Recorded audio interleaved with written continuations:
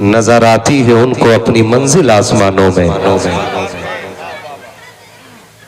उनकी इस मेहनत और कोशिश ने तमाम नौजवानों के सर्द लहू को फिर से गरमाया। मेरी कोशिश ये रहती है कि जितना हो सके जवानों को हुजूर के करीब कर दिया जाए। मेरा इमाम कहता है ऐ इश्क तेरे सदके जलने से छुटे सस्ते, जो आग बुझा देगी वो आग लगाई है।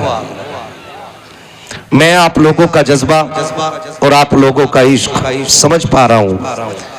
मेरे सामने सिर्फ बूढ़े और जवान नहीं, मेरे सामने बच्चे भी बैठे हुए हैं। अब इसकी इस बैठक को दिखा करके मैं पूरी दुनिया को चैलेंज करता हूं कि कोई ऐसा महबूब हो तो ला के दिखाओ जिसके इश्क में 10 साल का बच्चा 1 बजे रात को जमीन पे बैठा हुआ मिल जाए। रात के 1 बजे और 10 साल का बच्चा वो भी जमीन पे बैठा हो। आखिर ये कौन सा इश्क है जो इन बच्चों को भी बिस्तर पे लेटने नहीं देता? कोई तो चाहत है ना, कोई तो लगन है जिसने बिस्तर से उठा के जमीन पे बैठा दिया है। इस बच्चों से अगर पूछूं, बताओ बेटे क्या तुम यहाँ पर 1 किलो मीठे के लिए बैठे हो, 500 रुपए के लिफाफे के लिए बैठे हो? किस लिए बैठे हो? बिरयानी मिलेगी, जर्दा मिलेगा। ये बच्चा कहेगा बंद कर इन सारी दुकानों को, यहाँ तो सिर्फ इसलिए बैठा हो। सुना गया आप हर आशिक के घर तशरीफ लाते हैं, सुना गया आप हर आशिक के घर क्या बात तशरीफ लाते हैं। मेरे घर में भी हो जाए चरागा या रसूल अल्लाह। वाह वाह वाह। मैं आपकी मोहब्बतों को सलाम करता हूं। और जब यही खबर मदीने जाती होगी, जब फरिश्ते हुजूर से कहते होंगे या रसूल अल्लाह, अमीर तो बिस्तर में लेटे थे, गरीब जमीन पे बैठ करके तेरी बातें कर रहे थे, तो फिर मुस्तफा भी कहते होंगे आज वो मेरे लिए जमीन पे बैठे हैं, मैं मैदान महशर में उनके लिए निकल के आऊंगा। और जब वो बेकरार होंगे तब मैं अपनी झोली फैला के कहूंगा रब्बे क़बली उम्मती, या अल्लाह जितने अच्छे उन्हें तू ले, जितने गुनाहगार हैं मेरे दामन में छुपने की जगह अता फरमा दे। अल्लाहू अकबर। ओ लोगों, इश्क करो हुजूर से, प्यार करो हुजूर से, मोहब्बत करो हुजूर से, और कोशिश ये किया करो कि सोने से पहले 10 बार दुरूद पढ़ा करो। ये मैं इसलिए कह रहा हूं, जब तुम सुबह भी 10 बार दुरूद पढ़ोगे, शाम भी 10 मरतबा दुरूद पढ़ोगे, और फरिश्ते ये दुरूदों का तोहफा रोज गुंबद खजरा लेके जाएंगे और कहेंगे या रसूल अल्लाह आपके गुलाम ने ये दुरूद का तोहफा भेजा है। कभी तो हुजूर कहेंगे कि बेटा किसका है, कभी तो पूछेंगे औलाद किसकी है, कभी तो कहेंगे फरिश्ते नाम तो बताओ। ओ लोगों सुनो, हम पूरी जिंदगी कहते रहे हम उनके हैं, तो क्या होता है वो एक बार कहते ये मेरे हैं तो बेड़ा पार हो जाए। वो कहा था बेदम वारसी ने, क्या बात हो महशर में मैं सच किए जाऊं, तुम हंस के कहे जाओ दीवाना है दीवाना। इतना तो करम करना ऐ चश्मे करीमाना, जब जान लबों पर हो तुम सामने आ जा, फिर इसकी बरकतें तुम्हें यहाँ लेटे लेटे हुजूर की जियारत करा देंगी, हुजूर की जियारत करा देंगी। इसी की बरकत है, इसी की बरकत है। कोई बहुत बड़ा लंबा चौड़ा वक्त इसमें नहीं लगना है। यूं समझे कि लम्हों में सदियों का फायदा हो जाएगा, लम्हों में सदियों का फायदा हो जाएगा। करेंगे ना इंशाल्लाह। हमारी माँ बहनें बैठी हैं, इनसे थोड़ा सा अर्ज कर लूं, इनसे अरीजा ये है कि आप भी मेहरबानी करें, जब आपके बच्चे स्कूल और मदरसे के लिए तैयार हो जाएं और आप टिफिन तैयार करने में ताखिर करती हो, उनके हाथ में मोबाइल दे करके ये बात न कीजिएगा कि बेटे थोड़ी देर गेम खेल ले, थोड़ी देर मोबाइल चला ले, थोड़ी देर वीडियो चला ले, तब तक मैं तेरा नाश्ता तैयार कर देती हूँ। ए मेरी बेटी याद रखिएगा, नस्लें मर्दों से परवान नहीं चढ़ती है, नस्लें बेटियों से परवान चढ़ा करती है। अच्छी नस्लों की परवरिश बाप नहीं किया करता है, बल्कि माए किया करती रहती है। हर वली की तारीख उठा करके देखो, सबकी कामयाबी में माँ की मेहनतें नजर आती है। किसी की कामयाबी में माँ के सजदों का राज मिलेगा, किसी की कामयाबी में माँ की दुआएं शामिल होंगी, किसी की इबादत के अंदर माँ के रज्जके शामिल होंगे। खुदा की कसम, अगर फरीद भी फरीद बनता है तो अपनी मेहनत से नहीं बल्कि माँ के सजदों की बरकत से बनाया जाता है। सुभान अल्लाह, सुभान अल्लाह। इसलिए मर्दों से ज्यादा जरूरी है माँ बहनें एक्टिव हो, माँ बहनें एक्टिव हो। और आज जो ये भगवा लव ट्रिप चल रहा है, सलामत रहे, कौन सा पता है तुम्हें? पता हो तो बोलो, ये सुनो। मैं पता है कि नहीं? कौन सा ट्रिप है? भगवा लव ट्रिप। हर जलसे में तकरीर हो रही है, हर जगह बोर्ड लगे, हर नौजवान कोशिश कर रहा है। मैं कह रहा हूं अगर सिर्फ 10% बेटियां इस लगी आग को बुझाने की कोशिश शुरू कर देना तो फिर किसी बदतमीज की मां ने उतना दूध नहीं पिलाया है जो खातून जन्नत की कनीजों को धोखा दे करके लेकर के चला जाए। हमारी बेटियों को एक्टिव होना पड़ेगा, कनीज़ों में हमारा बनना पड़ेगा। आप तारीख बदलनी पड़ेगी ताकि अगर 100 साल के बाद भी हिंदुस्तान की आज की तारीख लिखी जाए तो लिखते हुए हाथ ना कांपे, कोई बेगैरत कौम कह के आवाज ना दे, कोई कौम को दस्तूर कह करके आवाज ना दे। मेरी बेटियों, इतनी एक्टिव हो जाओ, अगर आज की तारीख लिखी जाए तो दुनिया ये लिखे कि जब बेटियों को बेदीन बनाया जा रहा था तो बेटों से आगे दीन बचाने के लिए बेटियां आ गई थी और कहा था सुनो, अगर मर्द अली के गुलाम है तो बेटियां खातून जन्नत फातिमा ज़हरा की कनीज है। नारे तकबीर, नारे रिसालत, रूहे पिलानी कॉन्फ्रेंस, हजरत अल्लामा मुफ्ती हम्माद साहब क़िबला, माशाल्लाह बहुत एक्टिव होना पड़ेगा मेरी बेटियों। किसी भी लड़की के बदचलन होने की खबर मर्द को बाद में होती है, औरत को पहले हो जाती है। कोई घर उस वक्त तक बर्बाद नहीं होता जब किसी की बदकिरदारी में जब तक मां का हाथ शामिल ना हो। अगर बेटी किसी कैफे में पकड़ी जाए, किसी होटल में पकड़ी जाए और मां कहे मुझे पता नहीं था, तो मैं 101% कहता हूं कि ये मां झूठ बोल रही है। समझ रहे मेरी बात? मां 101%। और माओ से कहूंगा सुनो, अगर औलाद बदकिरदार होने लगे, कदम बहकने लगे तो शोहर से छुपाने की कोशिश मत करना, शोहर से छुपाने की कोशिश मत करना। इसलिए कि शौहर घर का बादशाह है और तू घर की वजीर है और औलाद मिल्कियत और रियाया है, हक है। अगर वजीर बादशाह से झूठ बोले तो सल्तनत कायम नहीं रहती है, सल्तनत वही बचती है जिस सल्तनत का वजीर अबू बकर जैसा होता है, जिस सल्तनत का वजीर उमर फारूक आजम जैसा होता है। सल्तनत वही पालदार रहती है जिसका वजीर उस्मान गनी जैसा होता है, मौला अली जैसा होता है। हक है, वाह बाबा। मैं इससे खुल के और क्या कहूं आपसे?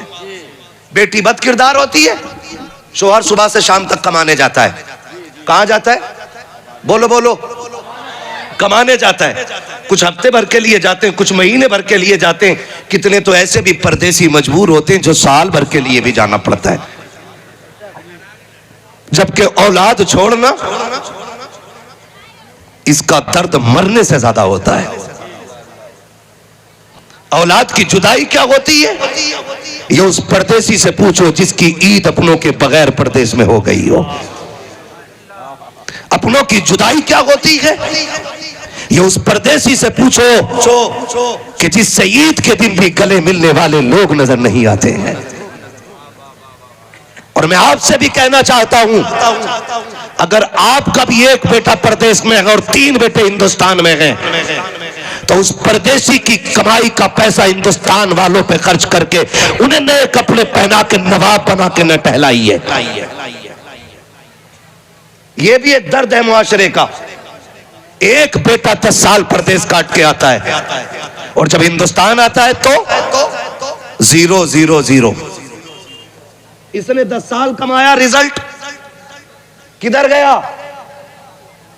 पता चला सोने की चैन वो पहन रहा है जो यहां ठलुआ टहल रहा है, कलफ लगे कपड़े वो पहन रहा है जो यहां टहल रहा है।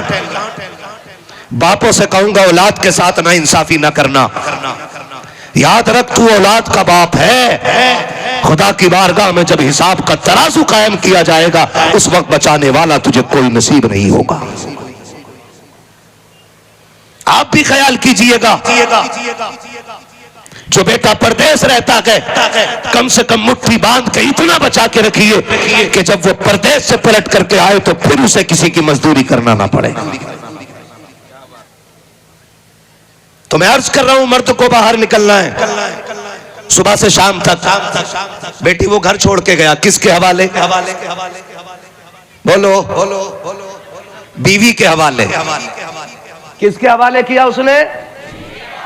बेटी जैसी कीमती चीज, बेटी जैसी लाकीमत शय वो एक बीवी के हवाले कर जा रहा है। सुन, बेटियां 4 हैं लेकिन तेरे हवाले। इनकी परवरिश का भी ख्याल करना है, इनकी तरबियत का भी ख्याल करना है। और जब वो पलट के शाम को आता, पूछता बताओ क्या हाल है, बीवी सारा हिसाब दे देती है कि नमक कम पड़ गया था मैंने मंगाया, दाल इतनी थी तो मंगानी पड़ी, लहसुन प्याज कम था वो सारा मंगाया। लेकिन कभी ये नहीं बताती है कि आज तेरी बेटी बेपर्दा घर से निकल गई थी। ये सबसे पहले डांका गया मर्द के हक पे बीवी का। ये सबसे पहला सितम है मर्द के साथ औरत का। क्या जब पहली मर्तबा बेटी नंगे सर निकली है तो ये राज शोहर से छुपाया क्यों गया है? कहती सुन, आज बचा रही हूं कल नहीं बचाऊंगी। और जब बीवी पहली मर्तबा बेटी को बचा लेती है ना, फिर बेटी समझ जाती है कि अब ये मेरे खिलाफ कभी जाने वाली नहीं है। सुनना, मैं बहुत कुछ कहना चाह रहा हूं, मैं खुल के नहीं कह रहा हूं मगर इशारतन मैं बहुत कुछ कहना चाह रहा हूं आपसे। पहली मर्तबा माएं जब झूठ बोलती हैं तो बेटियां जरी हो जाया करती है। मेरी बेटी तेरा उसूल तो ये था, अगर आज बेटी का कदम उठा था तुझे शोहर को बिठा के कहना था। आज बेटी समझदार हो गई है, मैंने बेटी को मेकअप करते देखा है, आज बेटी को शीशे के आगे संवरते देखा है, लगता है बेटी के रिश्ते के दिन करीब आ गए हैं। मेरे सरताज, इससे पहले कि हमारे मुंह पे काली पोतते कोई बेटी के हाथ पीले कर दिए जाए, इससे पहले कि हमारी इज्जत पे आंच आ जाए, हमारी बेटी को इज्जत से रुखसत कर दिया जाए, शोहर से खुल के कहने की जरूरत नहीं है। इशारतन इतनी बात कह दोगे शोहर होशियार हो जाएगा। इससे पहले कि घरों की इज्जतों की दीवारें टूट जाएं, इससे पहले कि घरों की इज्जतें चौक में नीलाम हो जाए, घर के बड़े को चौक में गालियां दी जाने लगे, बाप को बाप न कह करके बड़ुआ और दलाल कहा जाने लगे। ए मेरे घर की रखवाली करने वाली बेटी, हर राज को शोहर से बता ताकि सल्तनत में होने वाला फितना उठने से पहले दबा दिया जाए। अगर राज शोहर पे खोल दिए जाते हैं तो फिर घर बर्बाद नहीं होते, घर आबाद होते हैं। लेकिन शर्त यह है बीवी को फातिमा ज़हरा बनना पड़ेगा और शोहर को हैदर कर्रार बनना पड़ेगा। नारे तकबीर, नारे रिसालत, मसलके आला हजरत, रूहे बिलाली कॉन्फ्रेंस। बहुत दबा, वाह वाह वाह। इसको थोड़ा आवाज दे दो, इतना दे दो कि थोड़ा दूर से भी कैच कर। अब मुंह रख के बोलना पड़ रहा है, तवज्जो है सारे लोगों की। मैं बेटियों से कहना चाहूंगा, मेरी बेटियों एक्टिव हो जाओ और याद रखो,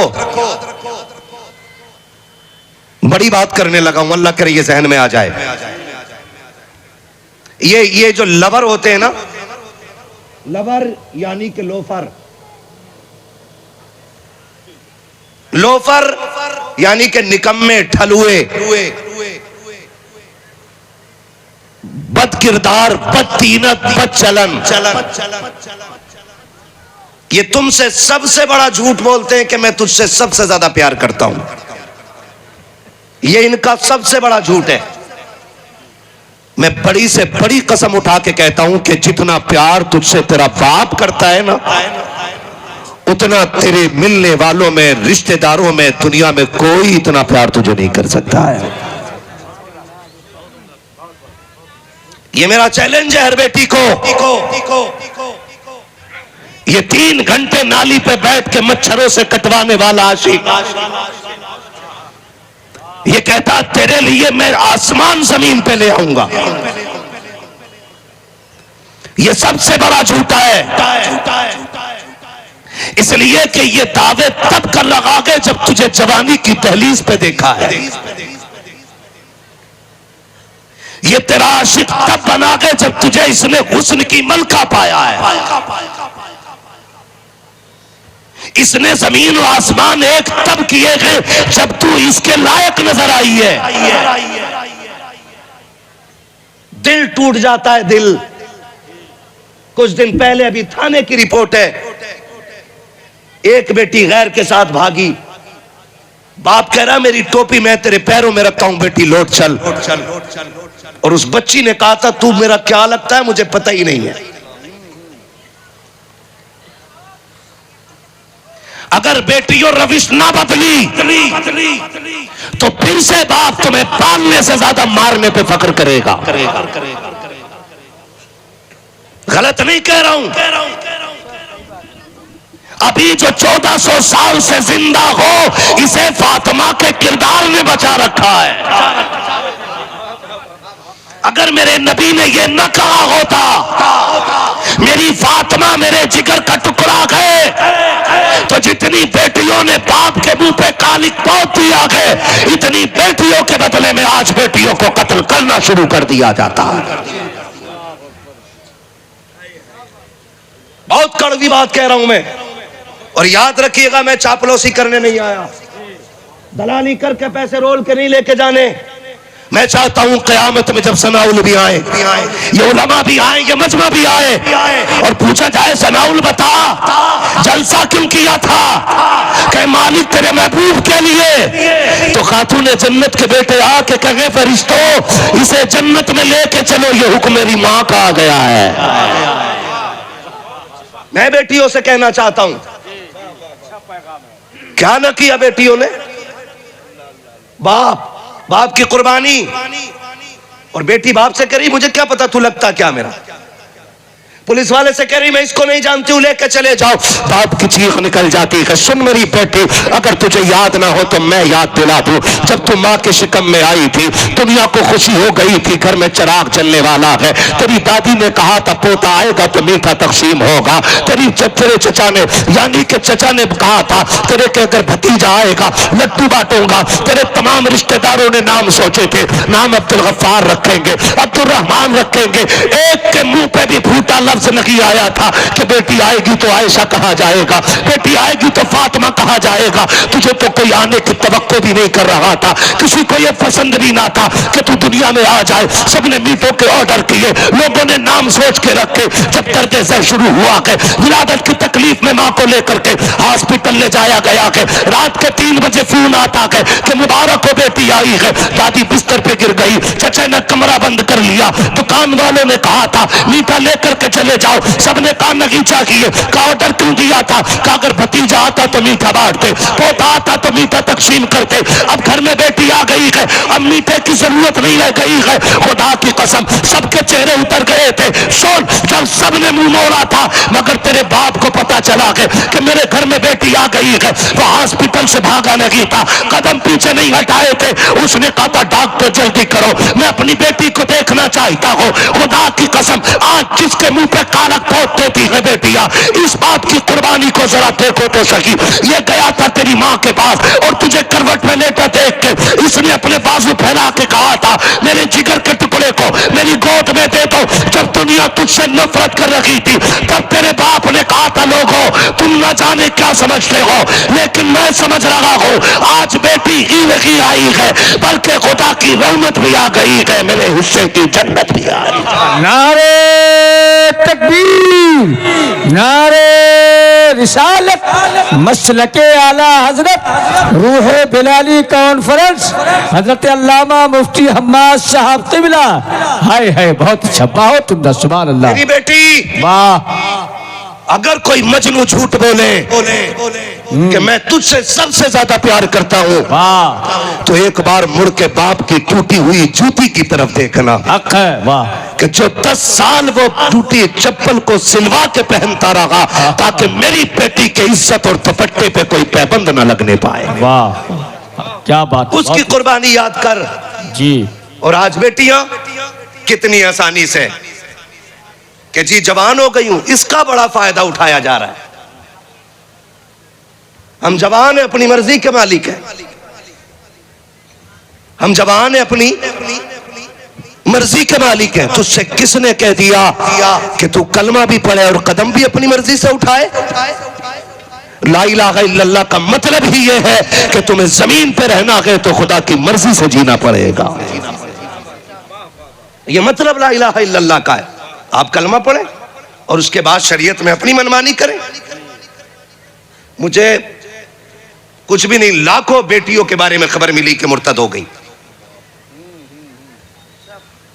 लेकिन मैं कसम खा के कह सकता हूं कि 99% वो बच्चियां थी कि जिन्होंने सिर्फ दुनिया सीखी थी, दीन नहीं सीखा था।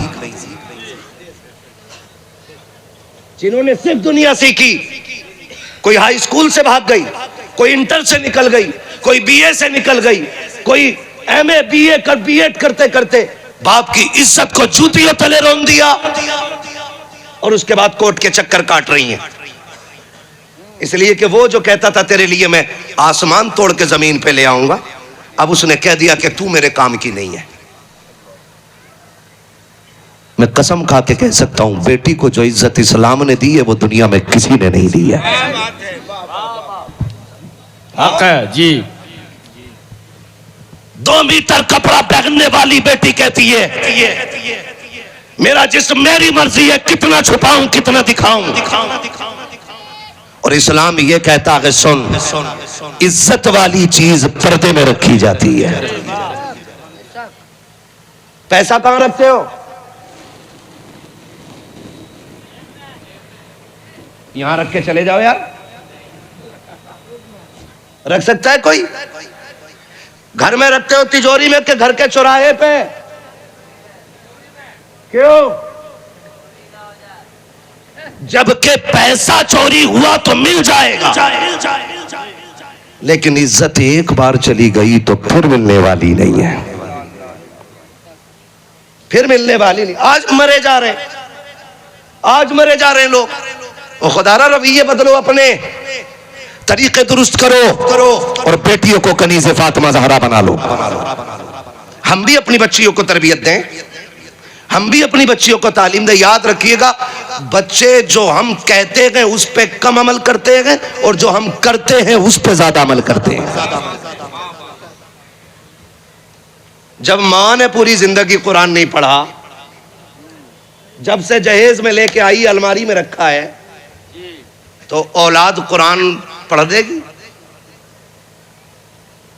खुद बताओ। जब अब्बा प्याज खाएगा तो औलाद हराम से बचेगी? बोलो जोर से जरा। नहीं बचने वाली ना। तो पहले माँ बाप को अमल करना पड़ेगा, औलाद खुद ब खुद अमल करने लग जाया करती है। वालिदैन को पहले अमल करना जरूरी है। मैं इसलिए कहना चाहता हूं बेटियों से, खुदारा कोई भी आपको बहलाए, 2 चीजें होती हैं, सोना, पैसा और बेजा शौक। ये लड़कियों को सबसे तेजी से गुमराह करते हैं। मैं पॉइंट टू पॉइंट बात कर रहा हूं, अल्लाह करे समझ में आ जाए। तुम देखना, ये मजनू जो होते हैं ना, ये सारी कमाई पहन के रखते हैं। कान में बुंदा होगा, हाथ में चैन होगी, गले में जंजीर होगी, है, और कटिंग कुत्ते वाली होगी।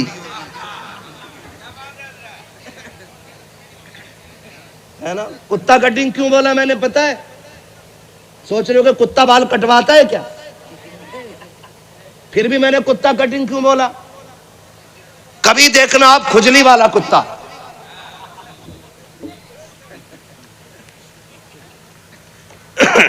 कौन सा कुत्ता?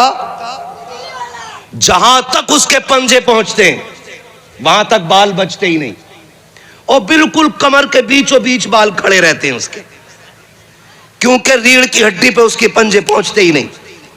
ऐसे ही है, बिल्कुल साफ जैसे गंजा, और यहां बाल खड़े, और बटन खोल के लफंगा यूं आस्तीन में चढ़ा के दावत में आए तो मौलवी के यूं कोनी मार के कहता हटो।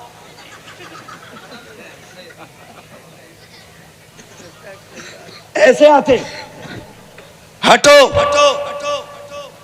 देखो बाखुदा करूं, कभी झांक के देखना उसकी शक्ल को, उसके बाल देखो तो खुजली वाला कुत्ता लगता है वो, और बातें लंबी लंबी। मुंबई से आके तो पैर नीचे रखता ही नहीं। हाँ हजरत, मुंबई से आने के बाद पैर नीचे नहीं जा रहा इसका। आज इस होटल में, कल उस होटल में, आज फिर आई, कल चिकन, फना मटन, ये मटन, और जब पैसे 8 दिन में खत्म ना, फिर कुछ मिलेगा क्या? ये ऐसे से फिर यूं हो गया। और यही मजनूओं की कंडीशन है। मेरी बेटी सोन, सारी दुनिया का सोना एक पल्ले में रखा जाए और फातिमा ज़हरा की कनीज तेरी इज्जत दूसरे पल्ले में रखी जाए, तो पूरी दुनिया के सोने चांदी मिलाकर भी तेरी इज्जत का 1% की बराबरी नहीं कर सकते। कैसे किसी मजनू के हवाले इज्जत कर दी तूने? भूल गई तू कि तेरा बाप तुझे देख के कहता था बेटी नहीं रब ने शेर दिया है। तुझे सीने से लगा के बाप कहता था अल्लाह ने मुझे जन्नत का टिकट दे दिया। अगर इसे पता होता कि तू इसकी इज्जत को कदमों तले रोंद जाएगी तो उसी दिन तुझे जहर दे के मार देता। ये तेरे लिए ओवर टाइम ड्यूटी ना करता, रात रात भर जाग करके तेरे पर्दे की वजह से तेरे लिबास के लिए लोगों के धक्के ना खाता। ये तो इसलिए धक्के खाता रहा कि मेरी बेटी गैर के बर्तन धोएगी तो दुनिया क्या कहेगी, दूसरे के घर काम करने के लिए जाएगी तो दुनिया क्या कहेगी। सुन तो सकी, ये गालियां खाता रहा ताकि तेरी इज्जत महफूज रहे, ये लोगों के ताने सुनता रहा ताकि तेरी इज्जत महफूज रखे। और सुन, अब अगर तेरी इस किस्मत के फैसले की बारी आ जाए और तेरा बाप कहते जा आग में कूद जा तो कूद जाना, ताकि बाप की इज्जत दुनिया में महफूज रह सकती है। इसलिए ये तेरी जिम्मेदारी बनती है। वरना सुन, मैं तो समझता हूं ये ईमान की कच्ची औरतें। मैंने रईस उल अत्किया सरकार उवैस मुस्तफा वास्ती, जिन्हें मैं जानता हूं कि हिंदुस्तान में अगर कोई कुतुब है तो वो उवैस मुस्तफा की जात है, जिनके बारे में ताजुश शरिया ने मुंबई में कहा था मैं अपने सारे मुरीद उवैस मुस्तफा के हवाले कर रहा हूं। मैं उनके कदमों में बैठा, मैंने कहा सरकार हद हो गई है, इंग्लिश वाली भी मुर्तद हो रही है, उर्दू वाली भी मुर्तद हो रही है, दीन सीखने वाली भी मुर्तद हो रही है, हुजूर बचेंगी कैसे बेटियां? उन्होंने आंख बंद की और कहा सिर्फ एक इलाज है। आंख बंद की और खोल के कहा था बस एक इलाज है। मैंने कहा बता मेरे मुर्शिद इजाजत, वो रास्ता क्या है? फरमाया सबके सीनों में इश्क रसूल डाल दिया जाए, सबके सीने में इश्क रसूल डाल दिया जाए। कहा कि ये लोहे की, मसाले की, ईंट की दीवारें उतनी ऊंची नहीं होती जितनी ऊंची इश्क रसूल की दीवारें हुआ करती है। आज जरूरत है बेटियों को इश्क रसूल पढ़ाया जाए, आज जरूरत है बेटियों को आशिक रसूल बनाया जाए, आज बेटियों को कनीज फातिमा ज़हरा बनाया जाए, तभी बेटियों की इज्जतें महफूज रह सकती हैं। वरना सिर्फ डिग्रियों से इज्जतें बचने वाली, डिग्रियों से इज्जतें बचने वाली। मोबाइल में तो रोज देखते हो, आज ना बनाओगे मोबाइल में वीडियो तो क्या चला जाएगा? आज सामने देख लो। चलूं आगे थोड़ा सा, आओ तुम्हें बताऊं बेटी किसे कहते हैं। मदीने का शहर है, बोलो सुभान अल्लाह। मदीने का बाजार है, हुजूर का शहर है, सोने की मार्केट है और एक कनीज़े फातिमा ज़हरा है। एक कनीज़े फातिमा ज़हरा जेवर खरीदने के लिए सोने की दुकान पे आई। बेटियां कान खोल के सुने और बेटे भी मेरी बात सुने। वो बच्ची जेवर खरीदने के लिए जब आई, उसने जब पर्दे से हाथ बाहर निकाला, दुकानदार यहूदी था। बच्ची के हाथ का हुस्न देख के दीवाना हो गया। बच्ची ने अपनी पसंद का सोना लिया। अब वो दुकान का मालिक हाथ देख के दीवाना हुआ। उसने सोना सारा आगे डाल दिया और कहा जितना चाहे जेवर ले ले, तुझे कोई कीमत नहीं देनी पड़ेगी। बच्ची ने कहा क्यों? उसने कहा कि तेरे हुस्न पे मेरा दिल आ गया है,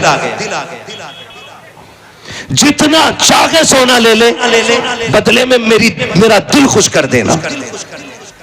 बच्ची ने इतना सुना, सोने को फेंका और इज्जत बचाने के लिए दुकान से निकली।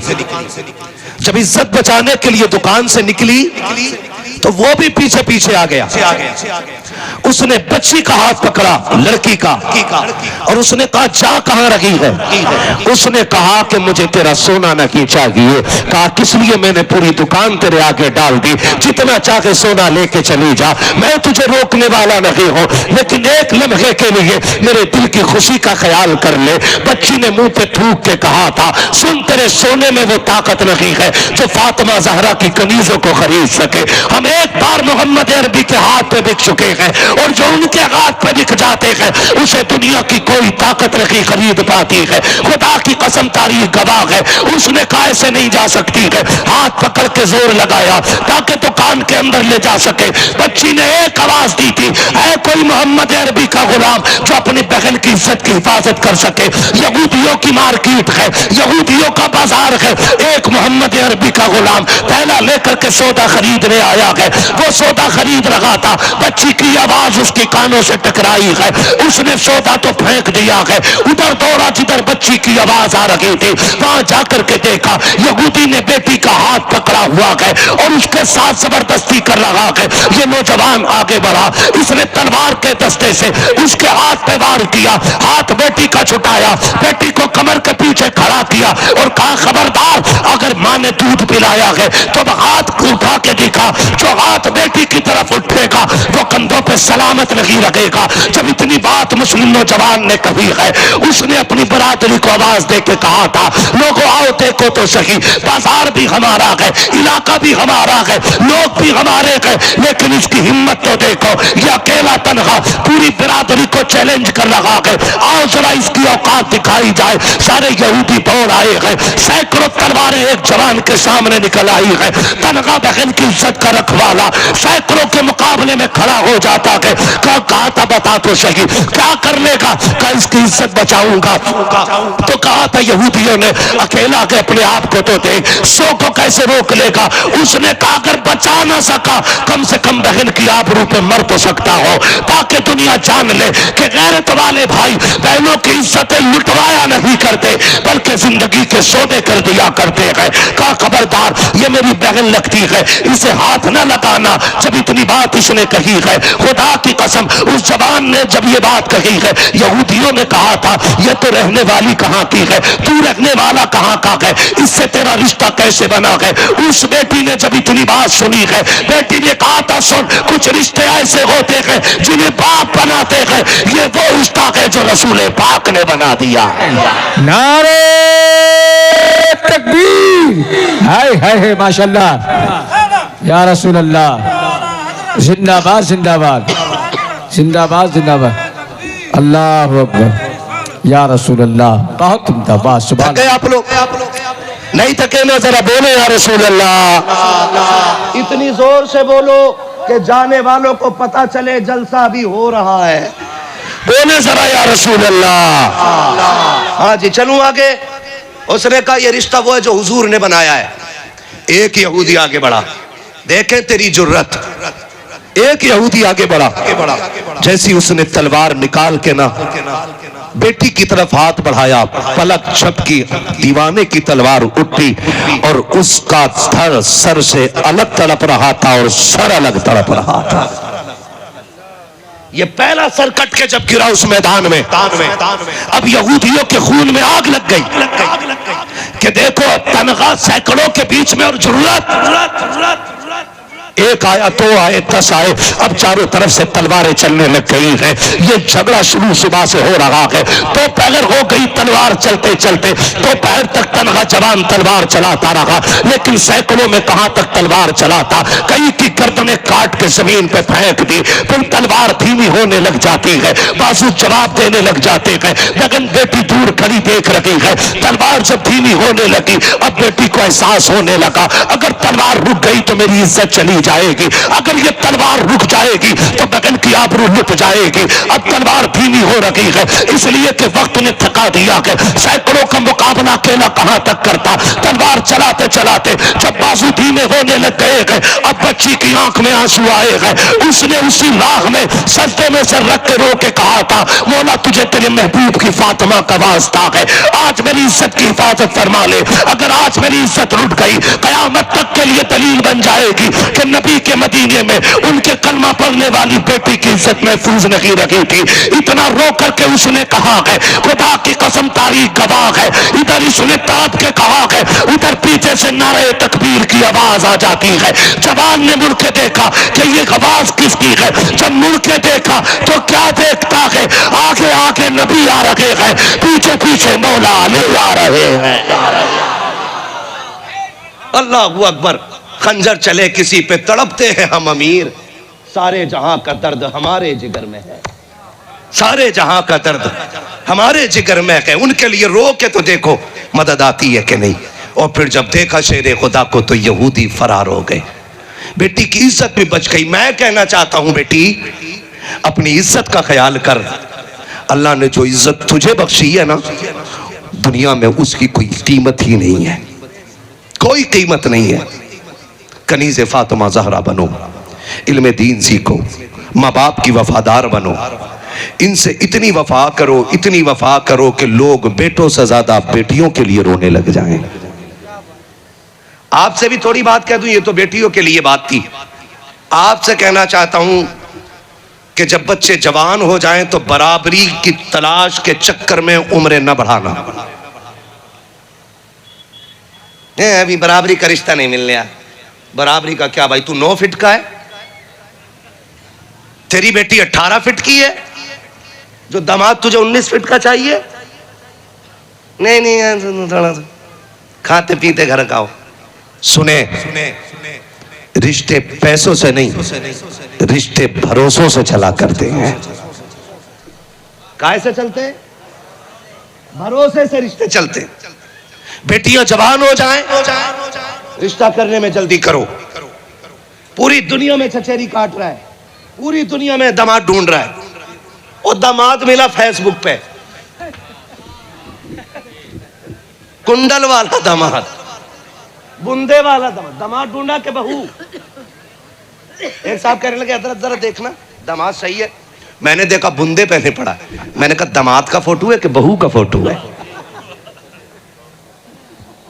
हाँ, इधर ये वो चुटिया चल रही, चुटिया दाढ़ी रखने में मर जाता और चुटिया रखने में वजन नहीं लग रहा। 4 अंगल की दाढ़ी में बोझ लगता है, 1 हाथ लंबे बाल रख के पड़ा। और दामाद ले, नाक भी छिदी है, कान भी छिदे। दामाद है कि बहू है बेगैरत। कह रहा राशि मिला दो इसकी। अरे भैया, हमसे आज तक अपनी राशि ना मिली, हम तुम्हारी राशि कहां से मिलाएं? ये गैर मुस्लिम वाले चैनल हमारे बीच भी आ गए कि राशि देख लो। उधर ठग बैठा, ओ हो भाई, लकीर थोड़ी सी टेढ़ी हो गई तो काट के सीधी कर दे। निकलो इन चीजों से। और दामाद फेसबुक और व्हाट्सएप पे तलाश ना कर। अक्सर फेसबुकिये दामाद बेटियों को दुख देते हैं और 2 साल के बाद फिर तावीज मांगते हो। दामाद चाहिए तो फिर तू 5 वक्ता नमाजी हो। क्या करना है? 5 टाइम की नमाज पढ़नी है। कितने टाइम की? जोर से। 5 टाइम की। मेरे बच्चे की आवाज बैठ गई सुभान अल्लाह कहते कहते। मैं कहता हूं घर जाना ना बेटे। अम्मी पूछे आवाज का क्या हुआ? कहना अम्मी जब बात हुजूर की हो रही थी ना तो लोग पैसे वाले पैसे दे रहे थे, मैं हुजूर के नाम पे आवाज लुटा के आ गया हूं। कोई तो नजराना दे के आया हूं ना। तवज्जो है सारे लोगों की। चलूं आगे थोड़ा सा, वक्त हो चुका है 2 बजने को। जी जिन्होंने बुलाया वो कहां है? हाँ कोई नहीं है। मौलवी को बैठाया उस टाइम पे गया। ये तो हुजूर का बड़ा करम है कि आप मिल गए, वरना वक्त जितनी ठंडी का है ना, आप रहोगे तो इंशाल्लाह जलसा होता ही रहेगा। क्या बात कह रहा था मैं आपसे? दामाद कहां ढूंढना है? मैंने कहा 5 टाइम के नमाजी बन जाओ और मस्जिद में जाया करो। वो जवान ढूंढो जिसकी 1 वक्त की नमाज कज़ा ना होती हो। इसलिए कि जो रब का हक अदा कर सकता है वो तेरी बेटी का भी हक अदा कर सकता है, और जो रब का हक अदा नहीं कर सकता है वो तेरी बेटी का भी हक अदा नहीं कर सकता है। अब दामाद कैसा होना चाहिए? तो 90% लड़कों की तो होगी भी नहीं फिर। अब 90% तो जाते ही नहीं मस्जिद में। अगर मस्जिद से दामाद ढूंढने लगो तो फिर सारी नमाजी हो जाएंगे। और दामाद कटो वाला मत देखो, दाढ़ी वाला। कैसा दामाद? ये बेदाढ़ी वाले कतई नहीं बोल रहे हैं कि हमारे खिलाफ बात हो रही है। मौलवी हमें कुआरा मारना चाहता है। आपसे भी कहना चाहता हूं दामाद दाढ़ी वाला देखो, नेक देखो।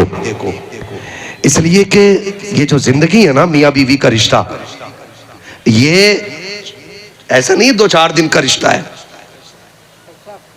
कई दहाइयां कई दशक लगते हैं इस रिश्ते में, अगर अल्लाह जिंदगी दे तो। अगर ये खुशहाली ना हो तो अलग से किसी अजाब की जरूरत नहीं है। इस रिश्ते में अगर खुशहाली ना हो अलग से किसी अजाब की जरूरत नहीं है। मुफ्ती मोहम्मद हुसैन संभली फरमाया करते थे, औरत नेक मिल जाए तो जन्नत की चिड़िया है, और अगर औरत गलत मिल जाए तो जहन्नम का कौवा है। अकेले जीना हराम कर देती है। ऐसी होनी चाहिए औरत। बड़े डर के बोल रहे हो?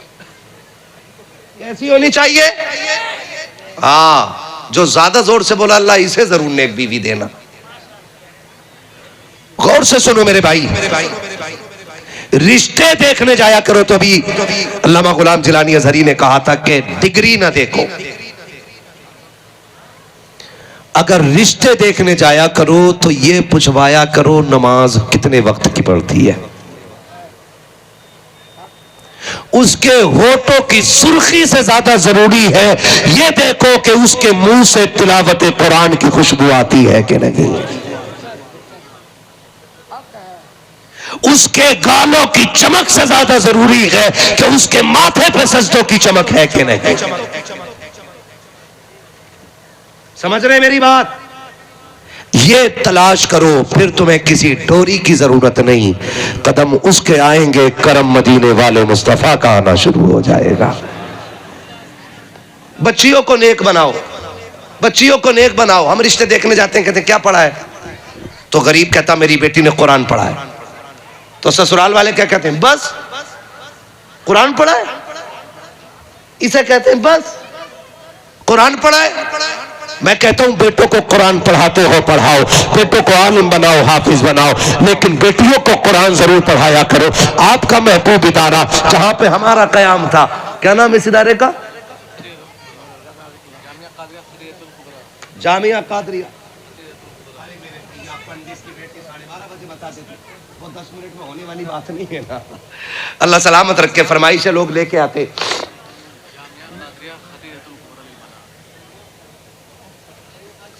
हाँ, जामिया कादरिया खदीजतुल कुबरा, ये इदारा, ये इसमें बच्चियां पढ़ रही। बड़ी तबीयत खुश हुई, हजरत से मुलाकात हुई और असातिज़ा किराम से, स्टाफ से मुलाकात हुई।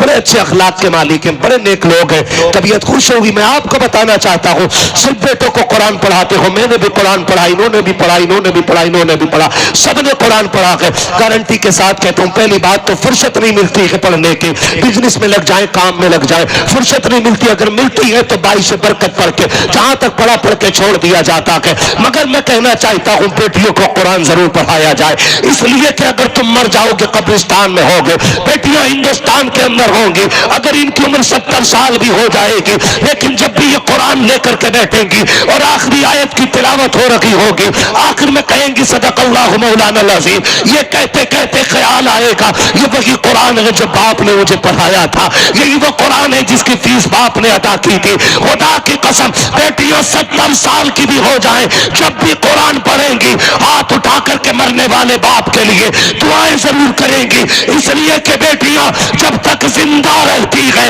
वो अपने लिए नहीं बल्कि अपने मरने वाले बाप के लिए ज्यादा दुआएं किया करती है। लेकिन हम बेटियों ही को नहीं पढ़ाते। बेटों को पढ़ा लेगा क्या, इसे MBBS करा लो, क्यों? बुढ़ापे का सहारा बनेगा। बुढ़ापे में ऐसी लठियां मारता अब्बा के कि रही बची कमर भी तोड़ देता।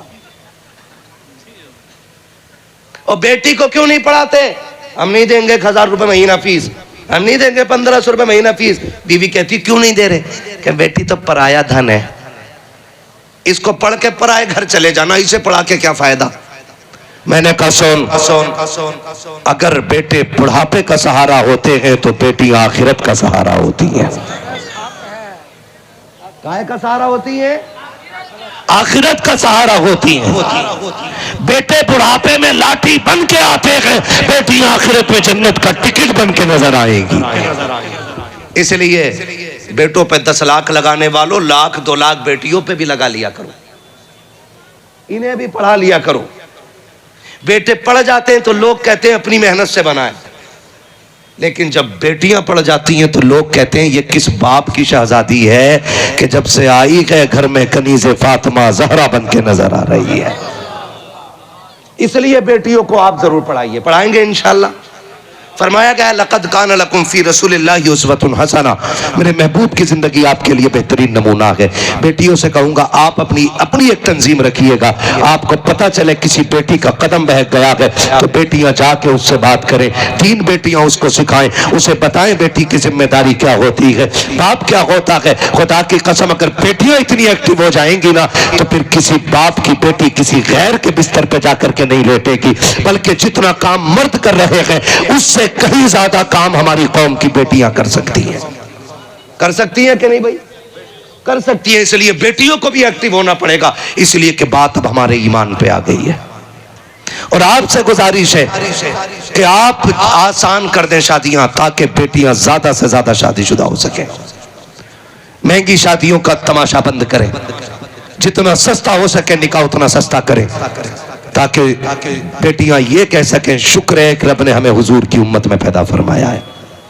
करेंगे इंशाअल्लाह, करेंगे इंशाअल्लाह। खुदा सलामत रखे, शादी आसान करें। कितने लोग कोशिश करेंगे इंशाअल्लाह आसान करने की? अच्छा, कोई जवान ऐसा है जो ये वादा करे कि मैं जहेज की डिमांड नहीं करूंगा, डिमांड नहीं करूंगा, ना लेने वाली बात नहीं कर रहा हूं मैं, डिमांड मांग के नहीं लूंगा। बहुत कम लोग हैं। क्या इरादा? किसी को लूटने का इरादा भैया? हाथ क्यों नहीं उठाए? हो चुका तो बेटों की लिए उठा ले। हाँ, क्या अपने बच्चों की शादी में जहेज की मांग, जहेज की मांग नहीं करेंगे। चच्चा नहीं उठा रहे, लग रहा बैठ के चक्कर में चच्चा भी नहीं करेंगे ना इंशाअल्लाह। जो बेटी वाला दे दे आंख बंद करके ले लो, लेकिन मांगना, क्योंकि मांगने वाले इतने कुत्ते होते हैं, कह रहे आप बुलेट ही लूंगा, और 8 दिन बाद कह रहा मौलाना ले रहे हो कि मेरी बुलेट? मौलाना कह रहा मेरी खुदा 8,000 तनख्वाह है। तू क्यों बेच रहा? कह रहा तेल बहुत खा रही है। कम से कम इतना तो तेल पिला जितना तूने गरीब का खून पिया है। इतना तो पिलाना तेल जितना तूने गरीब का खून पिया है। 8 दिन बाद बुलेट बिक जाती है। और ये अब्बे लोग जो बैठे ना, अब्बे फादर, ये जो लिस्ट लिए घूमते हैं बेगैरत कि ये सारा सामान चाहिए, इस बुढ़े को एक भी दिन उसमें का सामान यूज करने नहीं मिलेगा है? बेड की पिलाई छू छू के अब्बा देख रहा कितनी मोटी है, और सनीचर एक दिन भी नहीं बैठेगा तू इस पे। तू अपनी आखिरत बर्बाद क्यों कर रहा है? कासाबी दिखा रहे मेरा बेटा मेरा। और मैंने तो यहां तक देखे ये नंगे लोग जहेज मांगने वाले शाम को ट्राली भर लाते हैं, डीसीएम भर लाते हैं, पिकअप भर लाते हैं, और सुबह को फाता पढ़ने जाओ ना आधा सामान कमरे के बाहर पड़ा है। ये क्यों नहीं रखा? कमरे में जगह नहीं थी। इससे 26 साल में एक कमरा नहीं बना, और उसे भरने के लिए प्रेशर करता है लड़की वालों पे। मैं उस शख्स को कुत्ते से बदतर मानता हूं जो जहेज मांग के लेता है, इसलिए कि कुत्ता फेंका हुआ खाता है और ये मांगने वाला छीन के गरीब से लेता है। तो बताओ इस अमल में कुत्ता बेहतर है या ये? बोलो, कुत्ता ये कुत्ते से बदतर है इस अमल में। कुत्ता 8 दिन के भूखा भी होगा ना, आप खाते रहिएगा, आपके बर्तन में मुंह नहीं डालेगा। आप जो दे दोगे कुत्ता वही खाएगा। लेकिन ये तो किडनी बिकवा देता है, जमीन बिकवा देता, बाप की हवेली बिकवा देता है। सोन जिसने बेटी दे दी उसने सब कुछ दे दिया है। अच्छा खुद एक बात बताओ, 10 लाख मांग के लिए तुमने लिए नहीं ना? फर्ज कर लो मांग लिए, फर्ज कर लिया कि हमने मांग लिए। मर्द भूल जाता बातें, औरत नहीं भूलती है। तुमने 10 लाख मांग के लिए उसके बाप ने कैसे दिए थे उसे पता है, और जब यहां आ जाती है ना फिर पूरे घर को कुत्ता बना देती है। फिर ससुर कह रहा तावीज दे दो, अब्बा नहीं कह रही। उससे पूछो अब्बा क्यों नहीं कह रही? वो कहेगी ये डाकू है कि अब्बा है? अब्बा तो वो था जिसने किडनी बेच के मुझे खुश किया है, जिसने मेरे बाप की किडनी बिकवा दी, इसको बाप कैसे कहूं? अगर चाहते हो बहू अब्बा कह के आवाज दे तो किरदार वो लेके आओ जो नबी के उमर का किरदार था। हजरत फारूक आजम बहू को बियाह के घर में लाए हैं, बैठा करके कहा था बेटी बता मैं तेरा क्या लगता हूँ? बच्ची ने कहा चचा लगते हो। कहा अब्बा नहीं लगता? तो बच्ची ने कहा था बाप को इंतकाल किए हुए एक जमाना गुजर गया है, अब तो बाप कहने की आदत भी चली गई है। मैं यतीम थी, मुझे आप लेकर के आए हो, आप मेरे रिश्ते में चचा लगते हो। तब हजरत उमर ने कहा था नहीं बेटी आज के बाद चचा मत कहना, मुझे बाप कह के आवाज देना। चचा किस लिए? कहा सुन, जब तू बाप कहेगी तुझे बाप का सुख मिल जाएगा, मुझे बेटी वाला प्यार नजर आ जाएगा। मरे जा रहे हैं कि अब्बा ही नहीं कह रही। ओ जालिम तुझे अब्बा क्यों कहे? तूने उसके बाप की 10 लाख की जमीन बिकवाई है। अभी तो तुझे कुत्ता बनाया, अभी उसे बनाएगी जिसके निकाह में है। कि मर गया था बुलेट के चक्कर में। तू ऐसी फटफटिया बना देगी वो आदमी की कि कोई मियाँ, कोई दरगाह, कोई तावीज, कोई चादर, कोई भगोना, कोई पतीला, कोई खत्म, कोई बिरयानी तेरी जिंदगी में खुशहाली नहीं ला सकता है। समझ रहे हो मेरी बात? अगर चाहते हो घर अच्छे रहे, तंग दस्त बच्चियों को इज्जत दे दो, पूरी जिंदगी तुम्हारी इज्जत की हिफाजत करती रहेंगी। पूरी जिंदगी किसी के बाप को निभा लो, वो तुम्हारे बाप को निभाती रहेगी। ताली एक हाथ से नहीं, कितने हाथों से बजती है? बजा के ना दिखाओ। किससे बजती है? दोनों हाथों से। ये रिश्ता मोहब्बत कुछ इस तरह निभाओ, कुछ हम कदम बढ़ाएं, कुछ तुम कदम बढ़ाओ। नौजवानों, हुजूर के तरीके को अपनाओ, हुजूर के किरदार को अपनाओ, घर जन्नत बनते नजर आएंगे। तलाक की जो इस्तिलाह आम हो गई है ना, हर 80 के ऊपर आने वाला फतवा तलाक का होता है, निकाह का होता है, तलाक का होता है। इसकी वजह यह है, इसकी सबसे बड़ी वजह यह है, हमने हुजूर का तरीका छोड़ दिया गए। और डॉक्टर इकबाल ने कहा था, तरीके मुस्तफ़ा को छोड़ो ना गए, वजह बर्बादी इसी से कौम दुनिया में हुई बेइक़्तिदार। अपनी हमें करनी है शहंशाहे बता की रजा जोई, वो अपने हो गए तो रहमत परवरदिगार अपनी। हमें हुजूर का तरीका अपनाना है। अगर मियाँ बीवी में झगड़े हैं तो किसी की तावीज़, किसी की डोरी, किसी के दिए हुए वजीफे से काम नहीं चलेगा। आप जिंदगी देखें, हुजूर ने हजरत खदीजा के साथ वक्त कैसे गुजारा है, हजरत आयशा सिद्दीका के साथ वक्त कैसे गुजारा है। अपनी जिंदगी को उस सांचे में ढालिए, फिर आपको बिगड़े हुए घर बनते नजर आ जाएंगे। इतनी जल्दी तावीज काम नहीं करते हैं जितनी जल्दी मुस्तफा का दिया हुआ किरदार काम आया करता है। आप अपनी बीवी के साथ अच्छे किरदार के साथ पेश आइए, वो आपके साथ अच्छी वफादार के साथ पेश आ जाएगी। आपको खुदा का वास्ता है, घरों में मुस्तफा का किरदार लेके आ जाइए और मुस्तफा के तरीके पे जिंदगी गुजार के मर जाइए। फिर जब आपका जनाजा उठेगा, लोग पूछेंगे किसका जनाजा है। कोई कहेगा मुखिया का बेटा है, कोई कहेगा चेयरमैन का बेटा है, कोई कहेगा प्रधान का बेटा है, कोई कहेगा जमीन के जमींदार का बेटा है। लेकिन कफन की खुशबू कहेगी, हमसे पूछने वालों सुनो, हम कौन है तो सुनो। लहद में इश्क रुखे शह का दाग लेके चले, अंधेरी रात सुनी थी चराग लेके चले। चले गुलामों का नक्शे कदम है, रागे खुदा वो क्या भटक सके जो ये सुराग लेके। माशाअल्लाह, नारे तकबीर, नारे रिसालत, मसलके आला हजरत। बहुत उम्दा बाबा, सुभान जो अल्लाह। हुए अगलात उनको माफ फरमाए रब्बे कायनात। जिंदगी ने दिया साथ, फिर होगी मुलाकात। चमन रहा फूल खिलेंगे, जिंदगी रही फिर मिलेंगे।